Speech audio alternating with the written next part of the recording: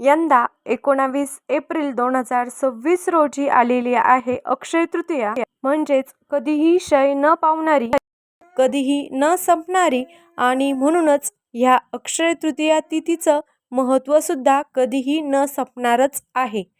कारण अक्षय तृतीयाचा दिवस 3.5 मुहूर्तापैकी एक आहे. त्यामुळे जर तुम्हाला नवीन घर, वाहन किंवा कुठलीही नवीन खरेदी करायची असेल तर त्यासाठी 19 एप्रिल अर्थात अक्षय तृतीया अत्यंत उत्तम दिवस आहे. तुम्हाला नवीन काम सुरू करायचं, त्याचबरोबर काही नवीन गोष्टीचा शुभारंभ करायचा आहे तुमच्या आयुष्यामध्ये, त्यासाठी तुम्ही अक्षय तृतीयाचा दिवस निवडू शकता, जी यंदा आलेली आहे 19 एप्रिलला. 3.5 मुहूर्तापैकी एक असल्यामुळे अक्षय तृतीयाचा दिवस ह्या दिवशी तुम्हाला कुठलाही शुभमुहूर्त बघायची गरज नसते. या दिवशी तुम्ही लग्न, साखरपुडा, मुंज किंवा इतर कुठलेही धार्मिक शुभ कार्य करू शकता. त्यासाठी तुम्हाला काहीही बघायची गरज नाही. पण तुम्हाला माहीत आहे का, तुम्हाला जर अक्षय तृतीयेचा खरा लाभ घ्यायचा असेल, ह्या तिथीचा लाभ घ्यायचा असेल ना, तर ह्या दिवशी तुम्ही जप, होम, दान ह्या गोष्टी जर केल्या तर त्याचं पुण्य अक्षय असतं. म्हणजेच कधीही न संपणारं त्याचं पुण्य असतं. बरं, अक्षय तृतीयेचं महत्त्व इतकंच नाही बरं का, तर अक्षय तृतीयेचा दिवस परशुराम जयंतीसुद्धा असते, बसवेश्वर जयंती असते, हयग्रीव जयंती असते, नरनारायण जयंती असतेच. इतकंच नाही, अन्नपूर्णा जयंतीसुद्धा असते. आणि म्हणूनच अक्षय तृतीयेच्या दिवशी गॅसच्या शेगडीची पूजा करायला सांगितली जाते. सकाळी उठल्याबरोबर गॅस लावण्याआधी गॅस स्वच्छ करून, पुसून, हळदी कुंकू, फुलं वाहून गॅसच्या शेगडीची पूजा करावी असं म्हटलं जातं. कारण ती अन्नपूर्णेचीच पूजा केल्यासारखं असतं. अन्नपूर्णेची पूजा ह्या दिवशी आवर्जून केली जाते. तुमच्या देवामध्ये छोटी अन्नपूर्णा असेल तर त्या दिवशी अन्नपूर्णेची पूजा नक्की करा. तिला साखर, नैवेद्य ह्या दिवशी आवर्जून दाखवा. या दिवशी लक्ष्मी मातेला प्रसन्न करण्यासाठी सुद्धा काही उपाय केले जातात, ते बघूच आपण पुढे.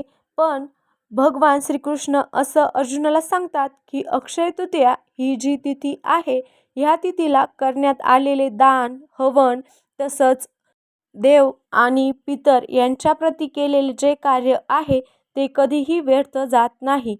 ते अविनाशी असतं, कधीही संपत नाही. म्हणून पितरांसाठी सुद्धा दानधर्म अक्षय तृतीयेच्या दिवशी केला जातो. आयुर्वेदातील औषधी वनस्पतीची लागवड ह्या मुहूर्तावर केल्याने त्याची वृद्धी होते. यावर तुम्हाला ह्या तिथीचं महत्त्व लक्षात आलं असेल. आणि ह्या तिथीचं महत्त्व फक्त हिंदू धर्मातच आहे का, असं नाही, तर जैन धर्मामध्ये सुद्धा ह्या दिवशी व्रत करायला महत्त्व आहे. ऋषभदेव यांनी पूर्णत्व प्राप्त करण्यासाठी 1 वर्षाचा काळात अन्नपाणी ग्रहण केलं नव्हतं आणि व्रत समाप्तीनंतर त्यांनी हस्तिनापूरच्या श्रेयक नामक राजाकडे उसाच्या रसाचं प्राशन केलं. त्यानंतर त्या राजाला राज्यात अन्नधान्याचा कधीही क्षय पडला नाही. त्यामुळेच अक्षय तृतीयास इक्षु तृतीया असंही म्हणतात. आता तुम्ही म्हणाल की ठीक आहे, ह्या तिथीला दान करा म्हणताय, पण काय दान करायचं? तर उन्हाळ्याचे दिवस आहे, त्यामुळे ह्या दिवशी तुम्ही पाण्याचा घडा दान करू शकता. उन्हासाठी छत्री किंवा पायात घालायची चप्पल, बूट, जोडे ज्याला म्हणतात ते दान करू शकता. अक्षय तृतीयाला कृतयुग संपून त्रेतायुग सुरू झालं असंही मानलं जातं. त्यामुळे ह्या दिवशी कृष संस्कृतीचा पालक म्हणून बलरामाची सुद्धा पूजा केली जाते. ह्या दिवशी सुरू केलेल्या कोणत्याही शुभ कार्याचं फळ अक्षय असतं, म्हणजेच कधीही न संपणारं असतं अशी मान्यता आहे. 3.5 मुहूर्तापैकी एक असल्यामुळे नवीन घरात प्रवेश करणं, नवीन वस्तू घेणं, मोठे आर्थिक व्यवहार करणं हे काम तर शुभ असतातच. ह्या दिवशी महर्षी देवव्यासांनी महाभारत ग्रंथाची रचना करायला सुरुवात केली असंही मानलं जातं. म्हणजेच विचार करा, महाभारताचा ग्रंथ आजही लोकांमध्ये किती लोकप्रिय आहे. महाभारत आपल्याला आजही दिशा दाखवतो. म्हणजे महाभारताची कीर्ती ही कधीही न संपणारी आहे. आणि महाभारताचे लेखन जे केलं व्यासांनी ते अक्षय तृतीयेला सुरू केलं.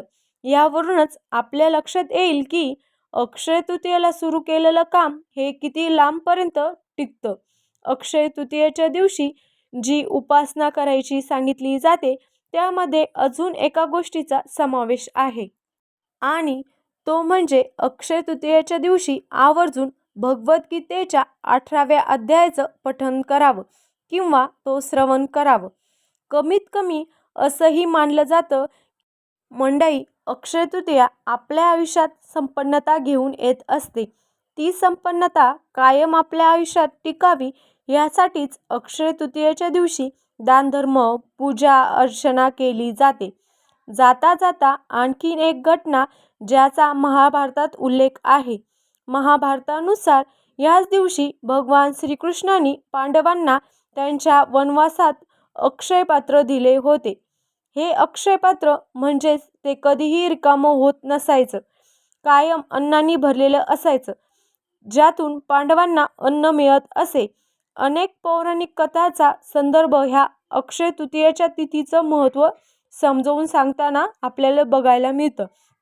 एकंदरीतच तुमच्या लक्षात आलं असेल की ही तिथी खूप महत्त्वाची आहे. ह्या तिथीला पूजा अर्चना दानधर्म नक्की करावा, पण त्याचबरोबर काही नियमसुद्धा पाळावे. अक्षय तृतीयेच्या दिवशी चुकूनही खोटं बोलू नये. अक्षय तृतीयेच्या दिवशी घरात वादविवाद भांडण कटकटी अजिबात करू नये.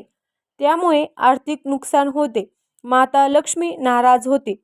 त्याचबरोबर अक्षय तृतीयेच्या दिवशी ब्रह्मचर्याचे पालन करावे. सगळ्यात महत्त्वाचे, जेवढं वेळ आपल्याला ईश्वर उपासनेत घालवता येईल तेवढा जास्त वेळ उपासनेमध्ये घालावा आणि आपल्या खिशाला परवडेल त्याप्रमाणे दानधर्म करावा. अशाच प्रकारच्या माहितीपूर्ण व्हिडिओसाठी आपल्या चॅनलला सबस्क्राईब करा आणि बेल आयकॉनवर सुद्धा क्लिक करा. म्हणजे आपल्या नवनवीन व्हिडिओचं नोटिफिकेशन तुम्हाला मिळत राहील. व्हिडिओ आवडल्यास लाईक आणि शेअर करा. धन्यवाद.